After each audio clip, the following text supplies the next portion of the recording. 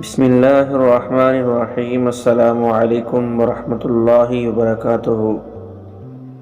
نحمده ونسلم علی رسولہ الکریم، اما بعد فاعوذ باللہ من الشیطان الرجیم۔ بسم اللہ الرحمن الرحیم۔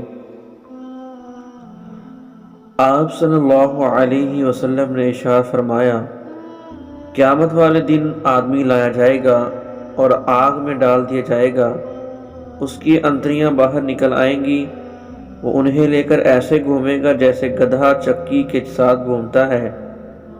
سو اس کے گرد و جہنمی جمع ہو جائیں گے اور کہیں گے، اے فلان تجھے کیا ہوا ہے؟ کیا تو نیکی کا حکم نہیں دیتا تھا اور برائی سے نہیں روکتا تھا؟